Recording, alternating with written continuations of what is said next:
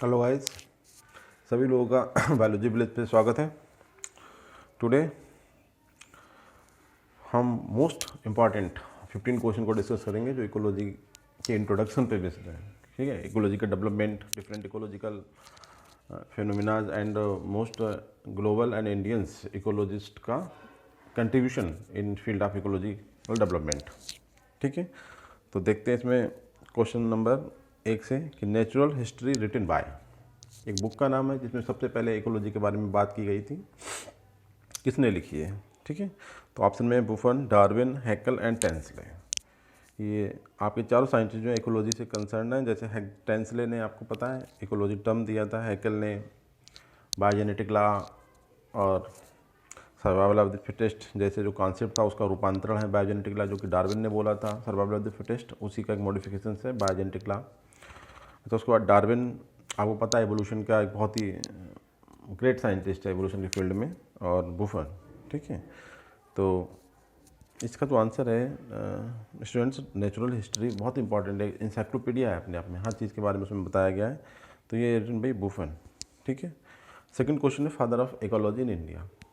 Father of ecology general बोले तो वुडम होता है, जो ईपी वुडम बोलते हैं जिन्हें हम, और उनके नाम से एक थॉट ऑफ स्कूल मतलब चलता है, इकोलॉजी थॉट ऑफ स्कूल जो है वुडम के नाम से चलता है। बट इंडिया में इकोलॉजी के जो फादर हैं वो डॉक्टर आर डी मिश्रा, जो प्रोफेसर थे BHU, ठीक है, बनारस हिंदू विश्वविद्यालय में, उन्हें कहा जाता है। तो ऑप्शन ए इज़ करेक्ट है। दूसरा है डॉक्टर सलीम अली, भी एक इंपॉर्टेंट थे जो कि जयपुर यूनिवर्सिटी में और बहुत बड़े पक्षी वैज्ञानिक आर्थ्रोलॉजिस्ट थे। ठीक है, RP राय एक जेनेटिक्स थे जो कि पटना यूनिवर्सिटी में थे, और डॉक्टर P महेश्वरी, बहुत ही बड़ा नाम है ये, जो आप इंडिया में जो फादर ऑफ इंडियन एम्ब्रियोलॉजी के फादर बोला जाता है। ठीक है, डॉक्टर पंचनंद महेश्वरी। अच्छा, इसके बाद क्वेश्चन नंबर हम थर्ड में देखते हैं। क्वेश्चन नंबर थर्ड में कह रहा है कि Sanjay Gandhi award is given in which field, Sanjay Gandhi award किस फील्ड में दिया जाता है। तो ऑप्शन है environment, ecology, plant science, biology and mycology. ठीक है, तो environment and ecology is the correct answer of that question. ठीक है, इसी इनकी जो मदर थी मतलब श्रीमती इंदिरा गांधी, उनके नाम पे भी एक अवार्ड मिलता है इसी फील्ड में, मतलब इन्वायरमेंट एंड इकोलॉजी में।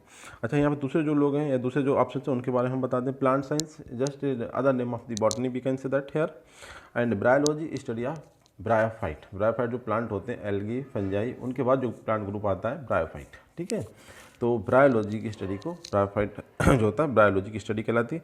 तो माइकोलॉजी जो होती है वो फंजाई की, जो फंगी होते हैं, कवक बोलते हैं हिंदी में, उनकी स्टडी को माइकोलॉजी कहा जाता है। तो यहाँ पे Sanjay Gandhi award is given to field environment and ecology. Next question है in which of the following year is celebrated as decade of the environment. कौन सा ईयर हमने इन्वायरमेंट के डिकेड के फॉर्म में सेलिब्रेट किया था गाइस? वेरी इंपॉर्टेंट क्वेश्चन, ऐसे क्वेश्चन रहते हैं एग्जाम में, टीचिंग एग्जाम में स्पेशली रहते हैं।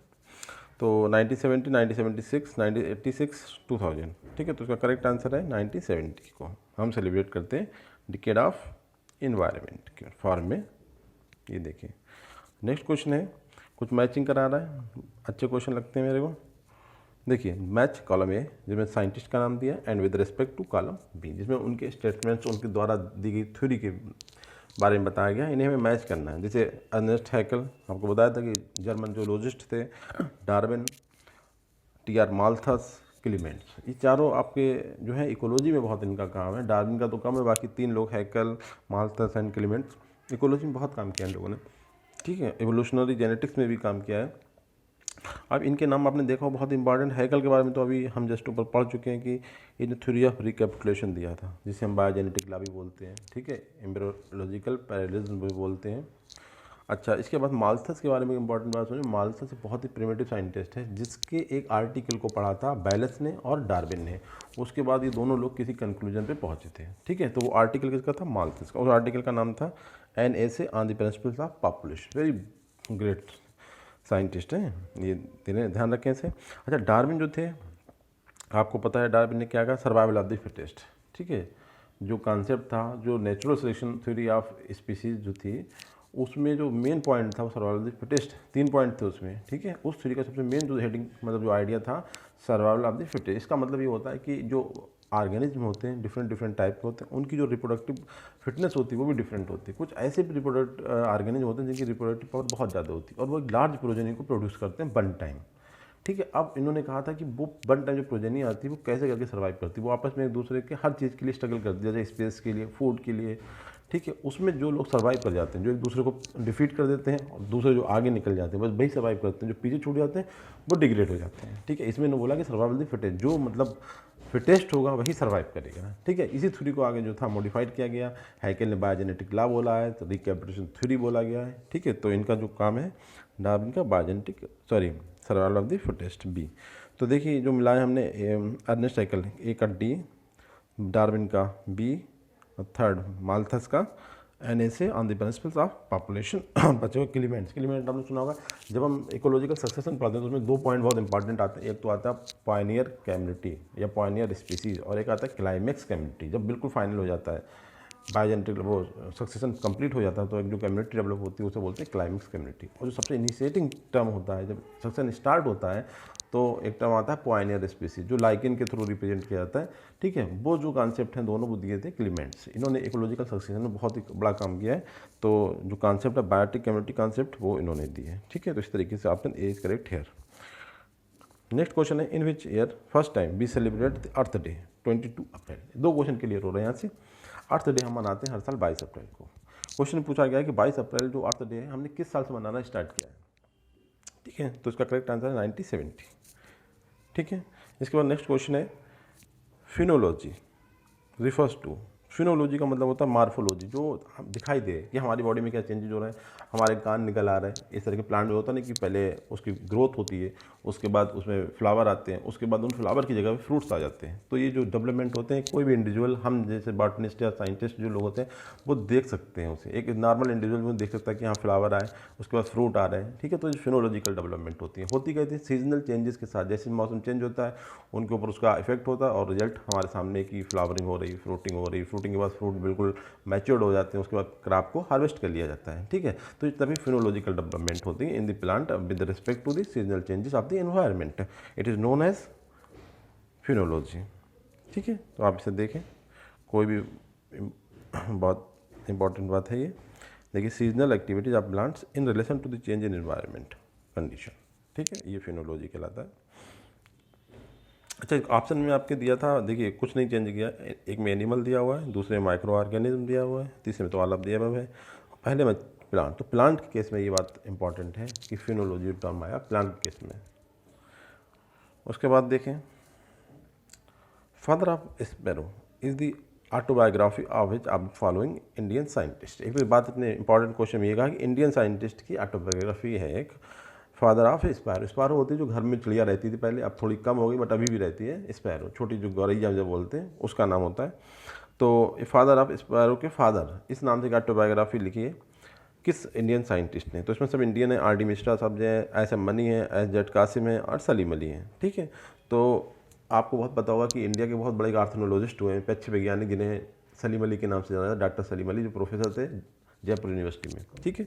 तो इनकी ऑटोबायोग्राफी का नाम ही फादर ऑफ ए स्पैरो है। तो option D is correct here.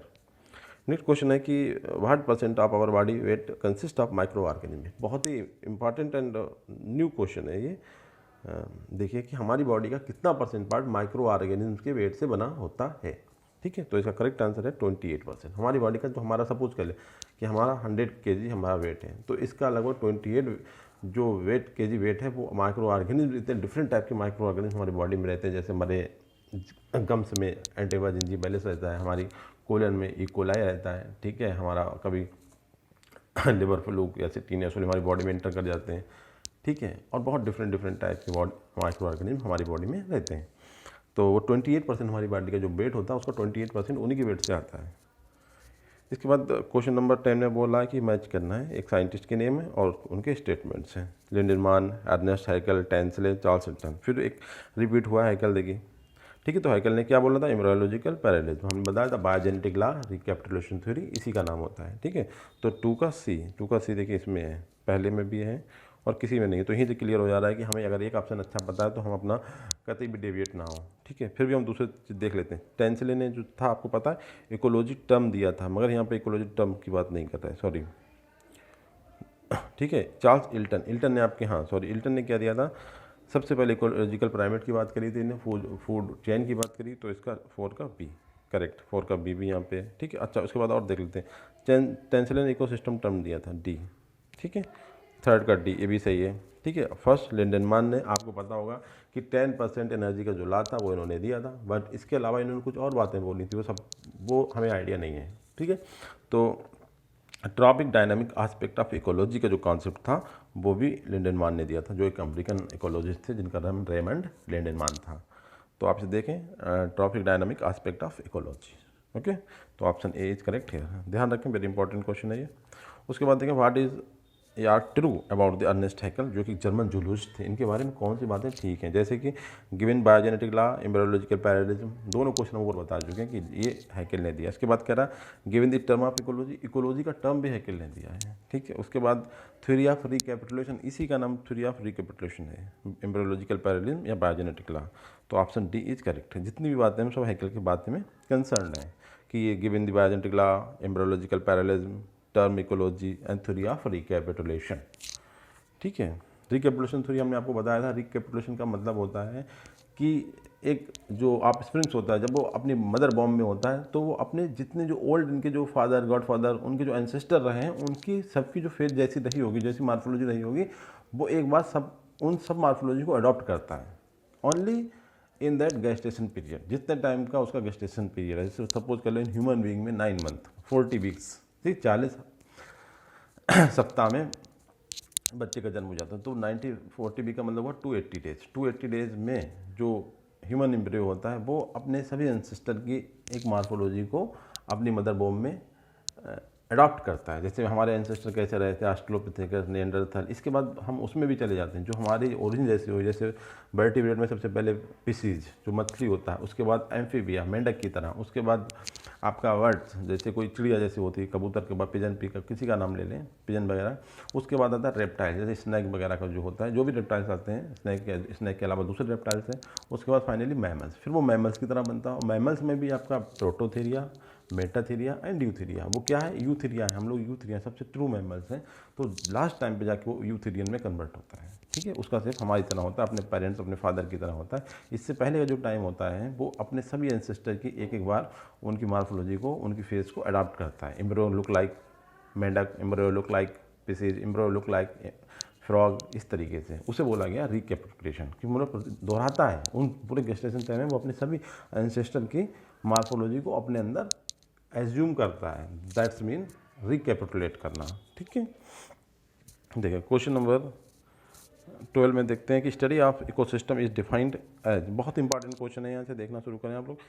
Ecology, study of ecosystem है, ये टर्म केवल इकोलॉजी की डेफिनेशन को ऐसा बोला था कि study of ecosystem is called ecology. ये किसकी डेफिनेशन है?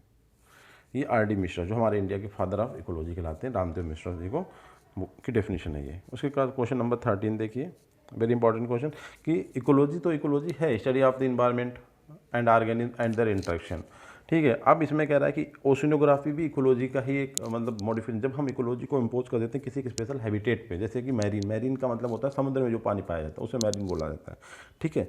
तो जब हम मैरीन समुद्र की किसी एक स्पेशल कैटेगरी, मतलब उसमें पाए जाने वाले एनिमल, उसमें पाए जाने वाले इकोसिस्टम पे स्टडी करें, बट वो मैरीन होना चाहिए, समुद्र, oceans only, not to shallow water या फ्रेश वाटर बॉडीज़ के बारे में बात कर रहे हैं। तो ओशिनियोग्राफी, ठीक है, समुद्र की इकोलॉजी की स्टडी, तो ओशिनियोग्राफी। इसी तरीके से फ्रेश वाटर की इकोलॉजी की बात करें, जैसे कि तालाब, ये झरने में पाए जाने वाली हम जो ऑर्गेनिज्म हैं, ठीक है, उनकी अगर स्टडी करें तो हम वो कहलाएंगे लिम्नोलॉजी, क्योंकि फ्रेश वाटर बॉडी की बात जब आती है तो लिम्नोलॉजी वेरी इंपॉर्टेंट क्वेश्चन है। देखिए फ्रेश वाटर कौन सा होता है? जो कि तालाब में पाया जाता है, नहर में पाया जाता है, जो कैनाल्स होती हैं, ठीक है, स्ट्रीम्स में पाया जाता है।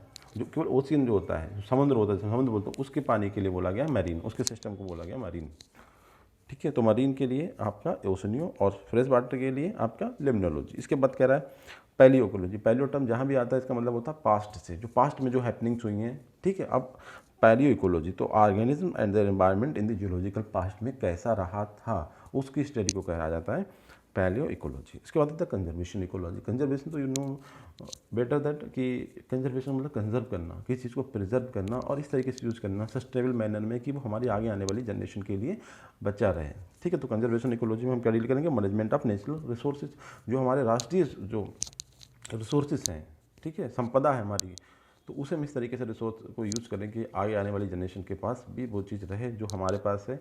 इस तरीके की जो ब्रांच होती है इकोलॉजी की, उसे बोलते हैं कंजर्वेशन इकोलॉजी। ठीक है गाइस, तो ये बिल्कुल करेक्ट सामने लिखे हुए हैं, तो 4 option correct is here. First का ए, सेकंड का बी, थर्ड का सी एंड फोर्थ का डी। नेक्स्ट क्वेश्चन देखिए, study of structure and function. ये भी एक अपने आप में इकोलॉजी की डेफिनेशन है। ये किसके द्वारा दी गई थी, बस ये क्वेश्चन पूछा गया है। ठीक है, EP Odum, Clement, Charles Elton, Haeckel. ठीक है, सब इकोलॉजिस्ट हैं, मगर ये डेफिनेशन दी गई थी आपकी ओडम के थ्रू। सबसे इम्पॉर्टेंट जो इकोलॉजी के साइंटिस्ट हुए हैं ओडम, जिन्होंने बोला था कि उनका अपना एक थॉट चलता है, जैसे ecology school of Odum school of ecology. ठीक है, उनका अपना एक इकोलॉजी में बहुत बड़ा नाम है। मतलब नाम क्या, मतलब वो पूरे 90% इकोलॉजी पे ओडम का एक मतलब कॉन्सेप्ट की बात करी जाती है। दूसरे भी हैं लाइक दी कारमांडी भी इकोलॉजी हुए हैं, उनका भी अपना स्कूल ऑफ थॉट है इकोलॉजी का, मगर ओडम बहुत ज़्यादा फेमस है ग्लोबली। ओडम का नाम बहुत इंपॉर्टेंट है इकोलॉजी की फील्ड में। तो उन्होंने जो इकोलॉजी की डेफिनेशन दी थी वो केवल इतनी सी थी कि study of structure and function of nature. Nature के स्ट्रक्चर और फंक्शन को स्टडी करने की जो ब्रांच होती है उसे हम इकोलॉजी कहते हैं। ठीक है, उसके बाद क्वेश्चन नंबर जो 15 है और लास्ट क्वेश्चन है, बहुत ही इंपॉर्टेंट क्वेश्चन है, बहुत ही ज़्यादा इंपॉर्टेंट। देखिए, ecology is the permanent economy. हम अपने स्टार्टिंग के लेक्चर में बता चुके हैं, जिस लेक्चर पे बेस्ड ये क्वेश्चन है उस लेक्चर को आप देखें। उसमें जो हमारे इंडियन के बहुत बड़े इन्वायरमेंटलिस्ट हुए हैं, जिन्हें बोलते हैं सुंदरलाल बहुगुणा, जिनका ताल्लुक जो था संबंध उत्तराखंड से था। ठीक है, तो उन लोगों ने भी एक अपनी डेफिनेशन दी है। उन्होंने कहा है कि ecology is the permanent economy. हम अपने लेक्चर में बता चुके हैं कि इकोनॉमिक्स और इकोलॉजी आपस में बहुत कंसर्न है, इंक्लूडिंग इनकी दोनों की ओरिजिन ग्रीक टर्म से हुई है और इनका जो मीनिंग भी लगभग सेम ही होता है कि management of home, management of house economics हो जाता है, और study of life at home ecology हो जाता है। इन दोनों में इकोनॉमिक्स पहले आया और फिर इकोलॉजी आई है। ठीक है, तो ये जो डेफिनेशन थी वो आपके सुंदरलाल बहुगुणा ने दी थी। ठीक है गाइज, वेरी इंपॉर्टेंट क्वेश्चन आपने देखें, और please like, subscribe and share to my YouTube channel. Thank you very much guys.